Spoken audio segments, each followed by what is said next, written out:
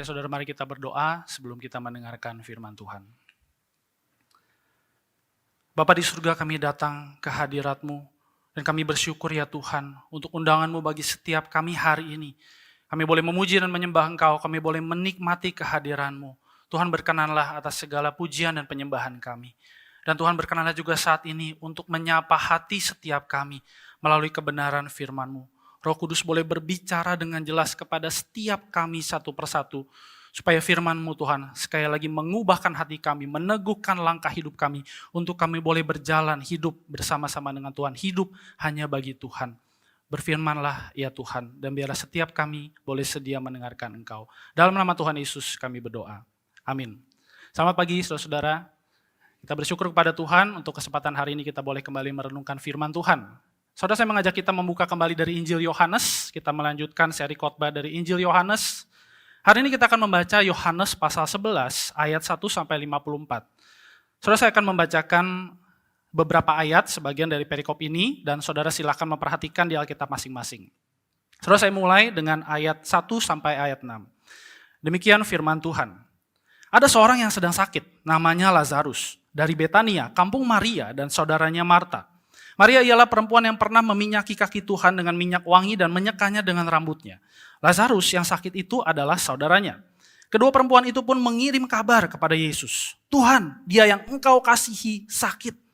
Ketika Yesus mendengar kabar itu, ia berkata, penyakit itu tidak akan membawa kematian, tetapi akan menyatakan kemuliaan Allah, supaya melalui penyakit itu anak Allah dimuliakan.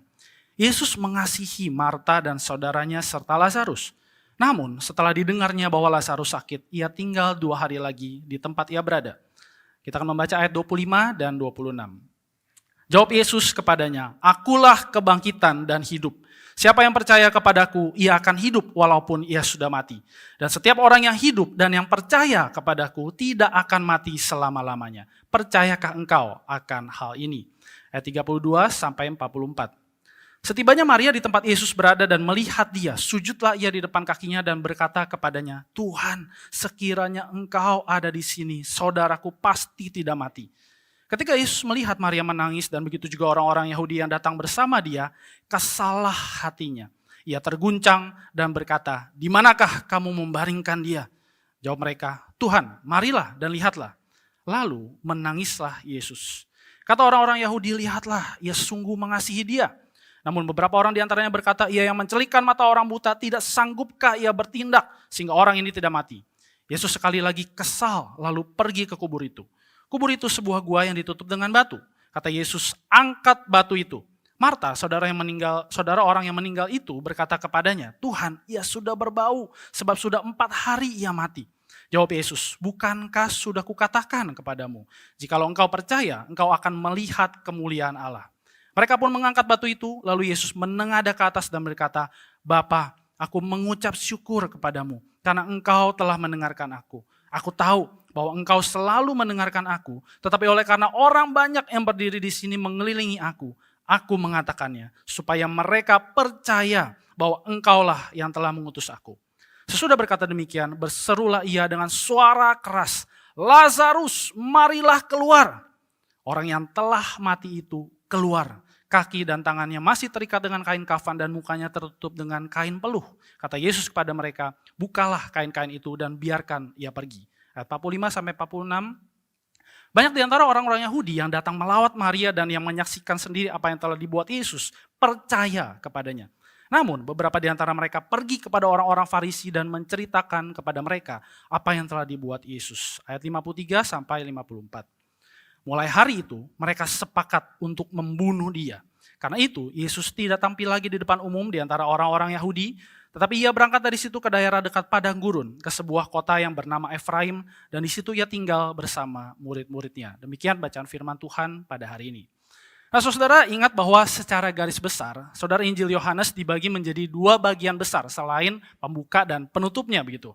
Yaitu Book of Signs yang pertama, bagian yang menceritakan tanda-tanda yang Yesus buat. Pasal 1 ayat 19 sampai pasal 12 ayat 50. Pasal 11 ada di dalamnya begitu ya. Dan Book of Glory, bagian yang berfokus pada pernyataan kemuliaan Allah melalui kisah-kisah di akhir hidup Yesus, khususnya kematian dan kebangkitan Yesus. Pasal 13 ayat 1 sampai pasal 20 ayat 31. Nah, saudara, Yohanes 11 menjadi bagian akhir dari The Book of Signs dan transisi saudara kepada The Book of Glory. Nah, saudara, kalau kita lihat kumpulan tanda-tanda yang Tuhan Yesus buat dan dicatat oleh Yohanes di Injilnya, saudara, Yesus melakukan ini untuk menyatakan siapa dia dan apa yang dia berikan bagi dunia. Saudara, setidaknya ada 6 tanda yang sudah Tuhan Yesus lakukan sebelum pasal 11 ini begitu ya. Ada air menjadi anggur, Yesus menyembuhkan anak pegawai istana, menyembuhkan orang lumpuh, memberi makan 5.000 orang, berjalan di atas air, dan menyembuhkan orang yang buta sejak lahir. Nah, saudara, setiap tanda yang dicatat Yohanes selalu berkaitan dengan konteks hidup sehari-hari dari manusia. Pernikahan, sakit penyakit, aib begitu ya, buta sejak lahir begitu. Makanan dan minuman, sampai manusia dan alam begitu. Nah, saudara, di Yohanes 11 ini Yesus memberikan tanda yang ketujuh, saudara. Yaitu ketika dia membangkitkan Lazarus. Tanda yang Yesus lakukan di depan publik, di depan orang ramai begitu. Dan tentu saja saudara, tanda ini di luar prediksi BMKG begitu ya. Mencelikan mata orang buta sejak lahir saja sudah luar biasa. Apalagi membangkitkan orang mati. Bukan mencegah orang yang sakit supaya tidak mati begitu ya. Tapi membangkitkan orang mati. Nah, saudara, memang bisa jadi ada tanda-tanda lain yang Tuhan Yesus lakukan. Pasal 2 ayat 11 mencatat demikian. Akhir dari Yohanes pasal 20 ayat 30 juga mencatat demikian. Memang masih banyak tanda lain yang dibuat Yesus di depan mata murid-muridnya yang tidak tercatat di kitab ini. Tapi saudara ingat, setiap tanda termasuk di dalam Yohanes 11 ini yang Tuhan Yesus lakukan mempunyai tujuan yang sangat injili. Yaitu apa? Semua yang tercantum di sini telah dicatat supaya apa? Kamu percaya bahwa Yesuslah Mesias, anak Allah, dan supaya kamu oleh imanmu memperoleh hidup di dalam namanya. Percaya dan hidup. Saudara, 2 masalah yang menjadi fokus dari kisah hari ini, saudara, di dalam Yohanes 11. Tapi dengan sudut pandang yang sebaliknya, yaitu kematian dan ketidakpastian. 2 masalah di dalam hidup kita sehari-hari, dari dulu sampai sekarang. Saudara, ketika kita melihat kematian, saya pikir keterangan yang tertera ini adalah betul adanya. Kematian adalah sebuah kepastian bagi setiap kita. Setiap manusia pasti akan mati. Tapi setiap kita sebisa mungkin tidak menginginkan kematian. Saudara, mungkin kematian kalau saya boleh ibaratkan begitu ya, sebagai sebuah bola sepak yang kalau bisa ditendang jauh-jauh dan jangan dioper lagi ke kita begitu ya. Atau kematian mungkin kalau saya boleh andaikan seperti seorang tamu, tapi tamu yang tidak diundang. Aduh, kalau bisa dia jangan datang di dalam kehidupan saya begitu ya. Nah, saudara, mungkin masa pandemi yang lalu, saudara mengingatkan kita akan betapa dekatnya kematian. Betapa pastinya kematian dan kita mati-matian berharap itu tidak terjadi kepada kita dan kepada orang-orang yang kita kasihi. Nah, saudara, saya kira itu juga yang dialami oleh Marta dan Maria ketika Lazarus, saudara mereka, sakit. Pikiran dan perasaan mereka sangat mungkin bergejolak sehingga mereka mengirim pesan kepada Yesus. Tuhan, perhatikan, Tuhan lihatlah pesan ini. Apa isi pesannya? Lazarus, orang yang kau kasihi itu sakit. Saudara, sangat mungkin dengan urgensi ya, kedaruratan, kepentingan yang ditekankan oleh Marta dan Maria. Saudara, sakitnya Lazarus ini akan membawa kepada kematian. Lazarus sedang sakit keras. Namun saudara perhatikan bagaimana Tuhan Yesus menjawab pesan ini, termasuk bagaimana Tuhan Yesus menyikapi respon dari para murid. Saudara, respon dari Tuhan Yesus berfokus di ayat keempat. Ketika Yesus mendengar kabar itu, ia berkata, penyakit itu tidak akan membawa kematian, tetapi akan menyatakan kemuliaan Allah, supaya melalui penyakit itu anak Allah, Yesus sendiri dimuliakan. Di pasal 9 ayat 3 kalau kita ingat, Tuhan Yesus pernah menyatakan maksud yang sama ketika dia akan menyembuhkan orang yang buta sejak lahirnya. Bahwa ini semua bukan tentang sakit penyakit orang itu, bukan tentang siapa yang berdosa, tapi tentang kemuliaan Allah yang akan dinyatakan melalui apa yang akan Yesus perbuat. Dan saudara, di sini juga Tuhan Yesus menyatakan kematian bukan akhir dari segala-galanya. Tapi akhirnya adalah pernyataan kemuliaan Allah. Yaitu apa? Siapa Yesus dan apa yang dia sedang lakukan. Saudara bagaikan menulis sebuah cerita. Kalimat akhir ya, di halaman terakhir dari cerita itu adalah bukan tentang kematian. Tapi tentang siapa Yesus, siapa Allah dan apa yang dia sedang lakukan bagi dunia. Bukan tentang kemuliaan dunia atau manusia, tetapi tentang kemuliaan Allah yang melampaui segala sesuatu, bahkan kematian. Nah saudara, Yesus seperti memberikan hint begitu ya, kisi-kisi akan kemuliaan Allah yang dia nyatakan. Saudara perhatikan ayat 5-6 misalnya. Yesus menyatakan bahwa dia adalah pribadi yang mengasihi manusia. Dia mengasihi ketiga bersaudara ini, Maria, Marta, dan Lazarus. Tapi saudara di saat yang sama ketika Yesus mendengar Lazarus sedang sakit keras, dia menunda keberangkatannya kepada Lazarus. Saudara, Yesus mengasihi, namun di saat yang sama dia menunda. Ada kasih yang begitu mengherankan, misterius. Seakan-akan menyembunyikan sesuatu, tapi bukan sesuatu yang buruk. Tapi sesuatu yang jauh lebih besar, jauh lebih baik, jauh lebih indah bagi ketiga bersaudara ini dan juga bagi setiap kita saudara. Dan saudara, kasih yang Tuhan Yesus berikan terkadang memberikan kita kejutan yang mengherankan, kejutan yang indah dibandingkan kepastian yang sementara. Nah saudara, kepada murid-murid Yesus juga yang tiba-tiba alarm hatinya berbunyi begitu ya. Ketika mendengar, loh Tuhan Yesus mau balik lagi ke daerah Yudea. Dia akan dihujani dengan batu. Dia mau mati apa begitu ya. Saudara perhatikan bagaimana Tuhan Yesus menjawab. Dan Tuhan Yesus menekankan bahwa selama hari masih siang kita akan terus mengerjakan pekerjaannya Tuhan. Pekerjaan Allah, misinya Allah. Itu yang akan dia kerjakan. Dia tahu waktunya Allah, dia tahu waktunya dia untuk mengerjakan apa yang harus dia kerjakan. Jangan takut, ancaman kematian pun bukan halangan untuk misi Allah, kemuliaan Allah boleh terlaksana di hadapan dunia. Nah, saudara, tujuan dari setiap hint, kisi-kisi dari Tuhan Yesus begitu ya, tentang pernyataan kemuliaannya, tujuannya apa? Pasal 11 ayat 15 berkata, namun aku bersuka cita, kata Tuhan Yesus. Aku tidak hadir pada waktu itu ketika Lazarus sakit dan mati.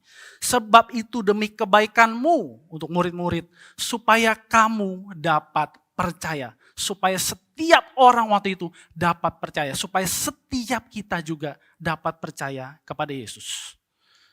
Namun saudara, ketika kita melihat kelanjutan kisah ini, kepercayaan itu seakan diuji ketika Lazarus ditemukan betul-betul mati. Didapatnya Lazarus setelah 4 hari berbaring di dalam kubur. Bukan berbaring di kamarnya, masih sakit keras begitu ya, tapi dia sudah berbaring di kubur 4 hari lamanya. Saudara perhatikan bahwa di masa itu cara menangani tubuh orang mati, menangani mayat, mengawetkan mayat begitu ya, tentu berbeda dengan sekarang saudara. Ditambah lagi saudara, waktu itu ada kepercayaan di antara orang-orang Yahudi bahwa pada hari pertama sampai hari ketiga, ketika seseorang mati, roh dari orang itu seperti berusaha masuk lagi ke dalam tubuhnya begitu saudara. Tapi ketika rupa dari tubuh orang yang mati ini semakin berubah di hari keempat, roh itu kemudian meninggalkan tubuh orang ini dan orang ini dinyatakan betul-betul mati. Tidak bisa lagi diapa-apain. Dihidupkan, diapa-apain pun tidak bisa. Dan ketika kematian hadir, saudara, duka cita juga hadir bagaikan sahabat baik dengan kematian. Dan ketika seorang mengalami duka cita, maka dia seperti ada di ruang antara, saudara. Ada ketidakpastian, ruang kehidupan di mana seorang kita mungkin seperti dihimpit oleh ketidakpastian demi ketidakpastian. Ruang di mana seseorang gak bisa balik ke belakang. Tapi yang di depan pun belum jelas saudara. Saudara bagaikan naik kereta api begitu ya. Sudah lewat banyak sekali stasiun.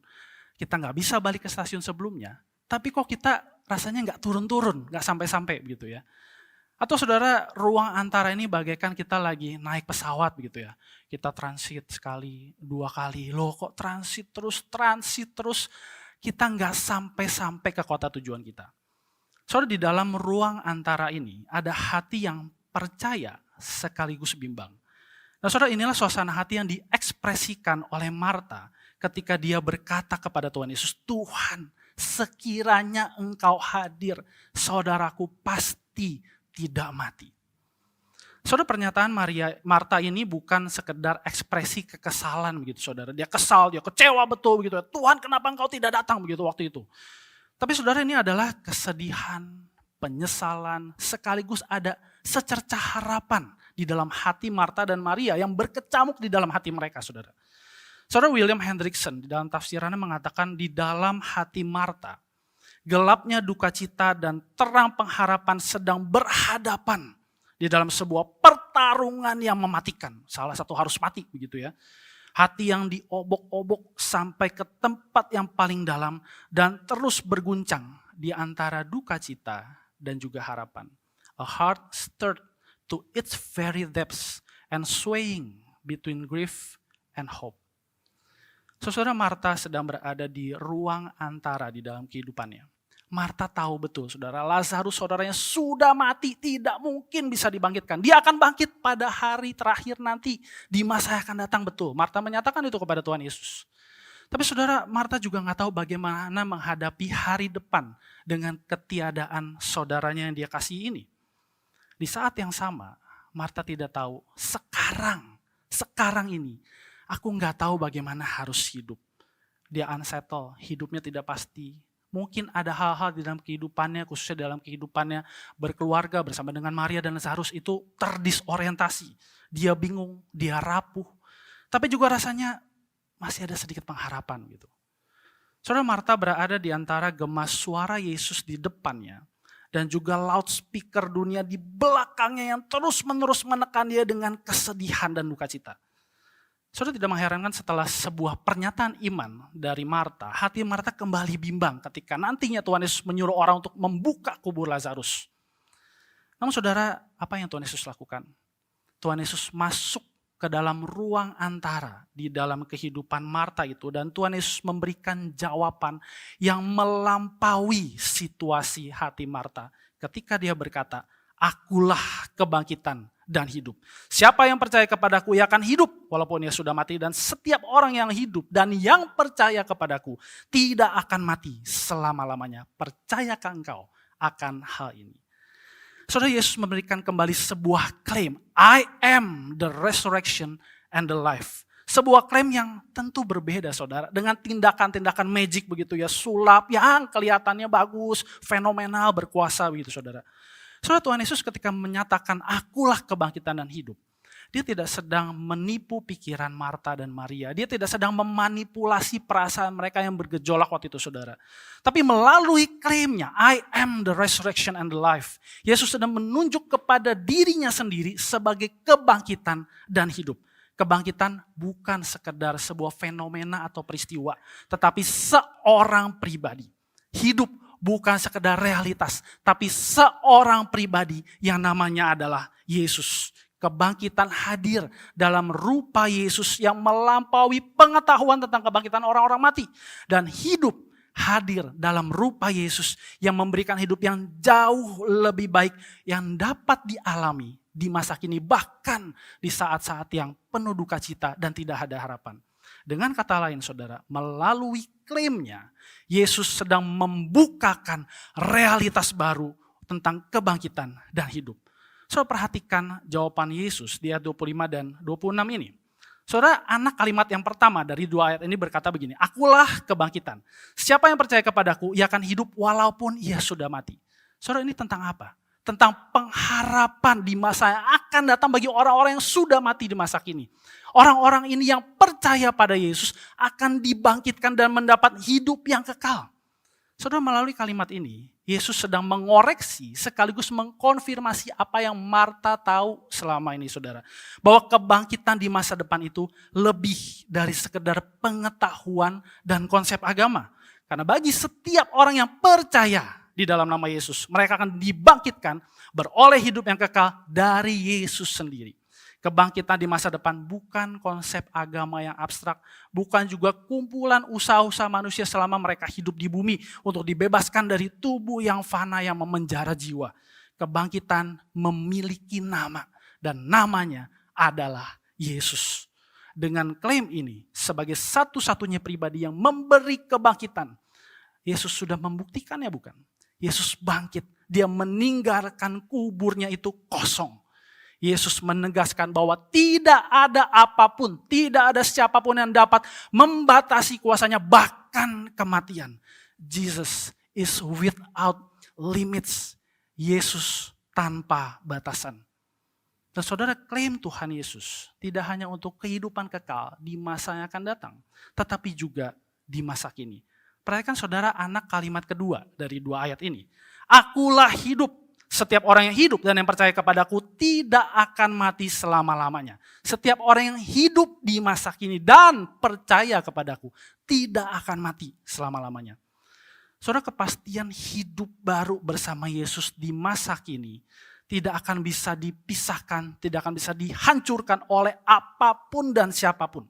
Perhatikan, bagi setiap manusia yang hidup di masa kini, seperti Marta, seperti Maria begitu ya, dan percaya kepada Yesus, maka tidak ada satu hal pun yang dapat memisahkan mereka dari hidup bersama Yesus. Nah, saudara, bukankah itu yang Rasul Paulus imani ketika dia berkata, siapakah yang akan memisahkan kita dari kasih Kristus? Sebab aku yakin, kata Paulus, bahwa baik maut maupun hidup, malaikat, pemerintah, apapun tidak akan dapat memisahkan kita dari kasih Allah yang ada di dalam Kristus Yesus, Tuhan kita. Dengan kata lain saudara, ketika Yesus memberikan hidup baru bagi setiap kita yang percaya kepadanya, maka bahkan hal-hal buruk di dalam kehidupan kita tidak akan bisa memisahkan kita dari kehidupan kita bersama Tuhan. Hal-hal, kondisi-kondisi yang seburuk apapun tidak akan memisahkan kita dari Tuhan yang begitu mengasihi kita dengan heran. What a life with Jesus. Nah, saudara, klaim Yesus yang dikatakan kepada Marta ini diakhiri dengan sebuah pertanyaan dan pernyataan iman, saudara. Tuhan Yesus bertanya kepada Marta, percayakah engkau akan hal ini? Dan saudara, Marta menjawab dengan yakin, ya Tuhan, aku percaya bahwa engkaulah Mesias, anak Allah yang sedang datang ke dalam dunia. Saudara, sebuah adegan yang cukup indah kalau kita mau menutup kisah ini di sini begitu ya. Namun saudara, kisah ini belum berakhir, saudara. Saudara, ketika Tuhan Yesus bertemu dengan Maria dan tim peratap waktu itu begitu ya. Saudara, dikatakan di ayat 33 sampai 38 Tuhan Yesus bertemu dengan mereka dan kesalah hatinya, deeply moved in his spirit, dan dia terguncang, maka menangislah Yesus. Saudara, sebuah respon yang sangat menarik dari seorang Yesus, Allah sekaligus manusia. Melihat tangisan Maria begitu dan tim peratap waktu itu, Yesus sudah merespon dengan emosional, marah-marah begitu. Ngapain nangis-nangis begitu? Yesus juga tidak merespon dengan sentimental, aduh kasihannya kalian, oh iya, aduh aku nangis ikut meratap dengan kalian begitu. Namun saudara, Yesus justru melalui tangisannya, melalui hatinya yang begitu bergejolak juga, Yesus masuk ke dalam duka cita mereka, di dalam ruang antara mereka, saudara. Yesus memeluk suasana duka saat itu dengan tangisannya. Sebuah tangisan yang adalah ratapan hati dari Sang Juru Selamat yang tidak rela kehidupan manusia itu diganggu dengan dosa, apalagi dengan kematian dan dengan dampak-dampak dosa yang lain, saudara. Saudara, bukankah Yesus juga tahu, kita pun tahu saudara, apa itu dosa, apa itu dampak dari dosa. Kutuk, kematian, terpisahan dengan Allah, tidak damai hidup ini dengan Allah. Dan bukan hanya sekedar kematian fisik saudara, tapi kematian rohani terjadi di dalam hati setiap orang yang tidak percaya kepada Yesus. Saudara, Tuhan tahu betul, Yesus tahu betul itu semua. Karena apa? Dalam hidupnya sebagai manusia, ini yang dia lakukan. Dia mempersembahkan doa dan permohonan dengan ratap tangis, air mata kepada Allah yang sanggup menyelamatkannya dari maut. Dan karena kesalehan Yesus, Yesus telah didengar. Nah saudara, Yesus terus-menerus bukan berelasi dengan Bapaknya. Dan itu dia tunjukkan, diekspresikan di hadapan orang-orang waktu itu ketika dia berdoa menengadah ke atas. Dia menyatakan doa bukan sekedar permohonan, tapi ucapan syukur. Aku bersyukur Bapa karena engkau mendengarkan aku. Bahkan engkau mendengarkan tangisanku bersama-sama dengan orang-orang ini. Dan setelah Yesus berdoa, saudara dicatat, Yesus berseru dengan keras, Lazarus, marilah keluar. Nah, saudara Yohanes mencatat dengan redaksinya, orang yang telah mati itu keluar. Saudara, adakah kalimat yang jauh lebih dahsyat untuk menggambarkan peristiwa ini? Saudara bayangkan apa yang terjadi waktu itu. Orang-orang menantikan apa yang akan Yesus katakan. Oh, kok Yesus cuma berdoa ya, dia tidak melakukan apa-apa. Apa yang akan Yesus lakukan berikutnya? Dan orang-orang yang mungkin sinis juga menantikan, ayo Yesus mau ngapain?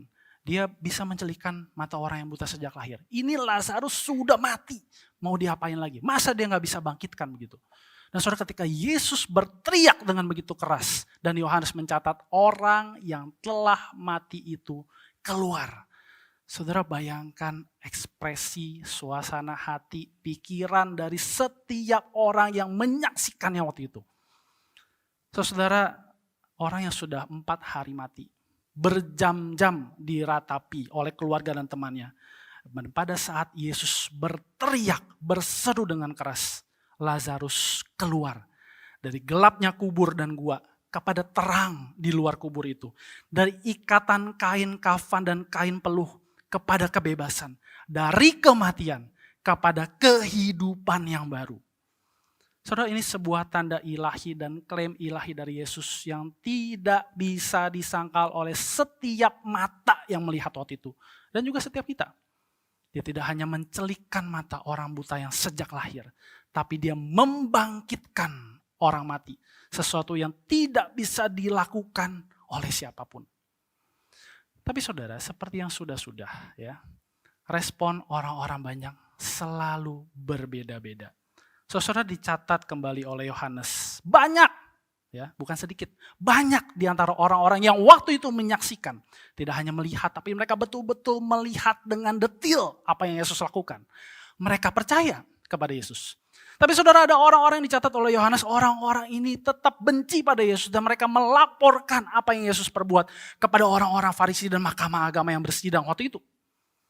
Nah, saudara, dari respon ini kita bisa melihat ada orang yang percaya kepada Yesus. Ada orang yang tetap benci dan makin benci kepada Yesus. Dan bahkan saudara, ada sebuah ironi. Kalau kita perhatikan perkataan dari Kayafas, imam besar waktu itu di dalam persidangan mahkamah agama. Dia seakan bernubuat begitu ya, lebih baik orang ini mati, satu orang mati semua supaya satu bangsa selamat begitu ya.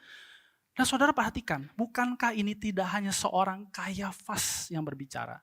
Ada Allah yang sedang berbicara. Karena Yesus menggenapi perkataan Kayafas itu. Dia mati tidak hanya untuk satu bangsa, tapi seluruh bangsa. Tidak hanya untuk bangsa Yahudi waktu itu, tapi untuk seluruh bangsa di segala masa. Nah saudara, kisah ini diakhiri dengan sebuah kesepakatan untuk membunuh Yesus. Mulai hari itu, mahkamah agama Yahudi setuju untuk mencari Yesus, menangkapnya, dan betul-betul membunuhnya. Saudara, ini respon orang-orang pada waktu itu. Bagaimana dengan kita? Apa mungkin di antara kita ada yang sudah percaya pada Yesus? Tapi mungkin ada yang sedang ragu hatinya. Mari kita saudara bertanya, apa sih yang penting dari Yesus bagi hidupku? Apa artinya bagiku ketika Yesus memberitakan akulah kebangkitan dan hidup? Nah, saudara, mari kita lihat dua masalah yang terjadi di dalam kisah ini dan kita lihat di dalam kehidupan setiap kita. Saudara, apakah saat ini kita sedang bermain-main dengan kematian? Kematian, maut adalah kepastian, keniscayaan bagi setiap manusia. Apapun agamanya, apapun yang dipercaya, semua manusia akan mati. Tapi bukankah ketika kita melihat kehidupan kita, kehidupan manusia-manusia di luar sana saudara, setiap manusia tidak ingin untuk mati. Bahkan ketika seorang manusia menyadari, iya saya berdosa, saya banyak kesalahannya. Aduh tapi jangan mati dulu, begitu ya. Jangan mati sekarang, begitu. Saudara, kematian yang terjadi kepada manusia bukan hanya kepastian secara fisik, tapi juga secara rohani di dalam hati kita. Sebagai manusia berdosa, sejak semula kita tahu kita betul-betul mati karena kutuk dosa. Upah dosa adalah maut. Kita menjadi musuh Allah. Hidup kita, hati kita terus-menerus berlawanan dengan Allah.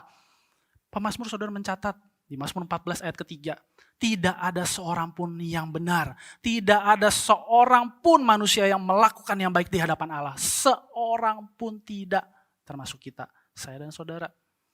Namun saudara, di tengah realitas seperti ini, bukankah kita mungkin sering bermain-main dengan kematian? Kita berusaha menutupi busuknya hati kita dengan hal-hal yang kita pikir baik. Saudara, seberapa sering manusia di dunia ini, termasuk kita mungkin saudara, berusaha untuk menutupi perselingkuhan, kehancuran keluarga dengan hidup baik-baik, tampil baik-baik di hadapan masyarakat dan teman-teman. Kita menimbun aksi-aksi korupsi dengan aksi-aksi kemanusiaan supaya terlihat baik. Kita menyelimuti kecanduan kita dengan kita aktif pelayanan. Saudara, setiap kita, bahkan yang menyebut diri Kristen, yang Kristen ada tertera di KTP-nya bahkan. Saudara, setiap kita yang ke gereja tiap hari Minggu, berbuat baik kepada orang-orang miskin, berbuat baik kepada teman-teman. Saudara, setiap kita tidak luput dari kutuk dosa dan betapa busuknya hati kita. Saudara, Nabi Yeremia pernah berkata, aku telah menanammu sebagai anggur pilihan, sebagai benih yang sungguh murni. Tapi Tuhan bilang apa? Bagaimana mungkin engkau berubah menjadi tanaman yang busuk? Sekalipun kau mencuci dirimu dengan air abu dan menggunakan banyak sabun, noda kesalahanmu tetap ada di depan mataku. Demikian firman Tuhan. Saudara, dengan kondisi seperti ini, kita mati secara rohani, tidak hanya secara fisik saudara. Kita jelas membutuhkan kehidupan di luar diri kita. Dan sebagaimana Yesus sudah memanggil Lazarus untuk keluar dari kematian, Dia pun memanggil kita saudara dengan kabar baiknya. Akulah kebangkitan dan hidup. Yesus mengatakan, hai maut, di mana sengatmu? Saudara, karena Yesus sang kebangkitan dan hidup, kita bukan sekedar survive dari kematian atau terhindar dari kematian begitu. Kematian sudah dikalahkan oleh kematian dan kebangkitan Yesus. Dan kita diselamatkan dari kematian rohani yang ada di dalam hati kita. Kita diselamatkan bukan hanya untuk kehidupan kekal di masa yang akan datang, tetapi juga untuk kehidupan di masa kini bersama-sama dengan Kristus. Kabar baik Yesus mengundang kita untuk mengakui kabar buruk di dalam hati kita. Kitalah orang-orang yang telah mati itu. The dead man itu.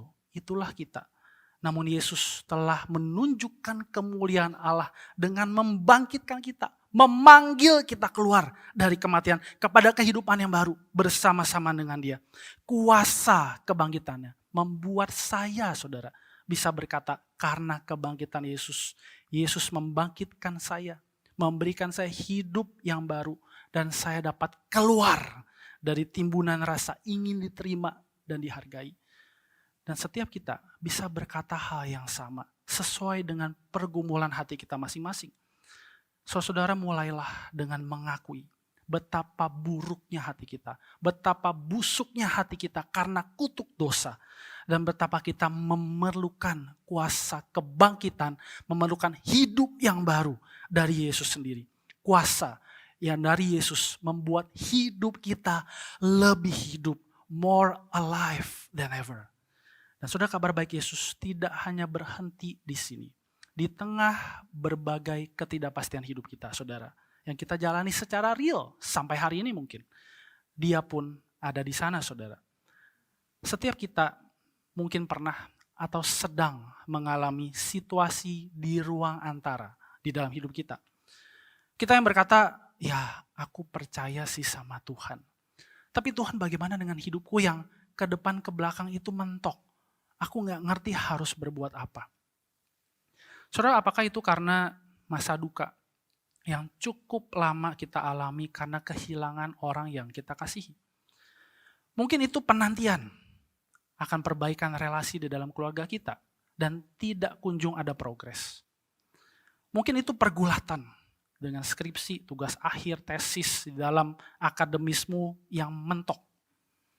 Apakah itu penantian akan pekerjaan baru? Kita sudah resign tapi kita nggak tahu harus bagaimana berikutnya. Kita tidak tahu harus bekerja seperti apa lagi begitu. Apakah mungkin ini perencanaan pengembangan usahamu yang mulai ada progres, tapi tetap ada hal-hal yang dirasa kurang, saya nggak tahu harus gimana dengan bisnis saya.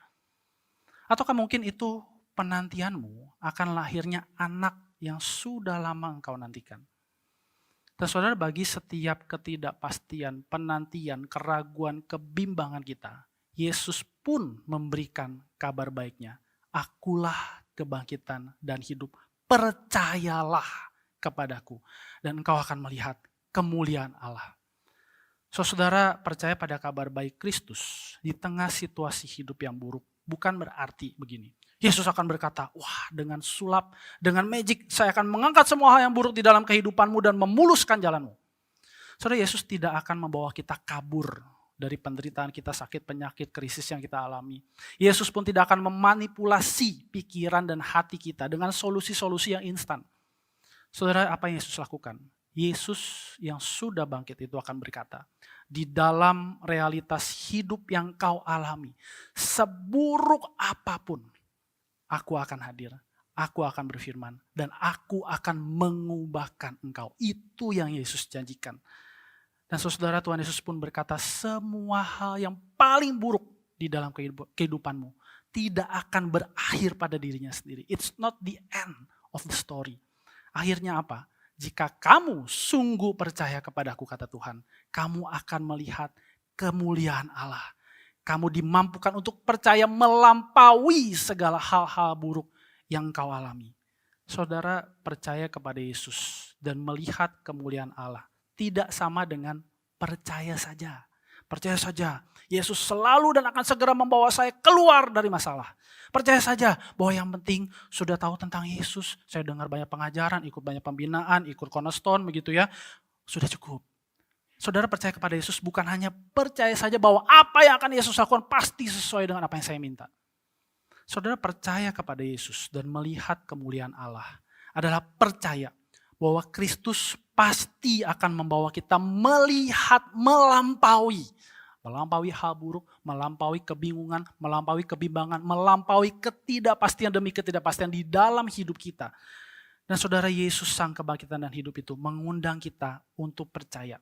Percaya apa? Bahwa sekalipun sakitku tidak sembuh, aku tahu Tuhan pasti menguatkan imanku dan suatu saat nanti ketika datang kembali, aku akan dibangkitkan dan hidup bersama-sama dengan Dia. Percaya sekalipun aku terus digoda oleh kecanduanku, aku percaya Roh Kudus menjaga terus hatiku. Sekalipun krisis keuangan di keluargaku belum beres, aku percaya Tuhan sedang mengajarkan kami untuk makin mengandalkan Dia. Percaya sekalipun aku belum dapat kesempatan untuk promosi jabatan, aku percaya Tuhan menghendakiku untuk tetap melakukan segala sesuatu seperti untuk Tuhan dan bukan untuk manusia. Dan saudara percayalah ketika Yesus datang kembali, semua ini akan kita nikmati dengan kekal selama-lamanya. Karena saudara, Dia sudah berjanji. Ia akan menghapus segala air mata dari mata mereka. Maut tidak akan ada lagi. Tidak akan ada lagi perkabungan atau ratap tangis atau duka cita. Sebab segala sesuatu yang lama itu telah berlalu. Kristus yang duduk di atas tahta itu berkata, lihatlah, aku menjadikan segala sesuatunya baru. Percayakah kita akan hal ini? Mari kita berdoa, saudara. Saudara, hari ini Tuhan Yesus kembali menggemakan klaimnya dengan jelas. Akulah kebangkitan dan hidup. Kebangkitan bukan sekedar sebuah peristiwa. Kebangkitan mempunyai nama. Namanya adalah Yesus. Hidup kita bukan sekedar hidup yang dijalani biasa saja, hidup dengan realitas seadanya. Tapi hidup itu mempunyai nama. Hidup yang baru itu ada di dalam Yesus Kristus. Maka saudara, mari kita merespon kepada firman Tuhan. Apa yang saat ini membuat engkau sulit untuk keluar dari kematian rohani? Apakah mungkin engkau sibuk menimbun, menyelimuti, mengumpulkan berbagai hal untuk menutupi betapa busuknya hati? Mungkin ada hal-hal buruk yang engkau tidak ingin orang lain itu cium dari kehidupanmu. Dan kau tutup itu semua. Tapi saudara, firman Tuhan hari ini dengan jelas berkata, orang yang telah mati itu keluar. Panggilan yang sama ada buat kita. Keluarlah dari kematian. Keluarlah dari kebusukan hidup. Dan dapatkanlah hidup yang baru bersama-sama dengan Yesus. Atau mungkin saudara, apa yang membuat kita sulit untuk percaya pada Yesus di tengah ketidakpastian hidup? Kita terlalu berfokus kepada tekanan-tekanan di dalam hidup kita. Dan kita mengabaikan Yesus ada di sana. Kita mengabaikan fakta bahwa Yesus selalu masuk di dalam hal-hal yang paling buruk pun di dalam hidup kita. Dan dia ada di sana. Dia hadir, dia berfirman. Dia akan menuntun kita melewati ketidakpastian itu. Dia tidak membawa kita kabur, dia tidak membawa kita menghindar. Tapi dia membawa kita menghadapinya bersama-sama dengan dia.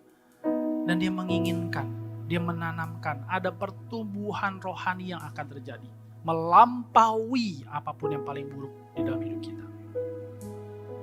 Saudara, mari merespon kepada firman Tuhan dan jawablah dua pertanyaan ini di dalam doa. Kiranya Roh Kudus boleh bekerja di dalam hati setiap kita masing-masing saat ini.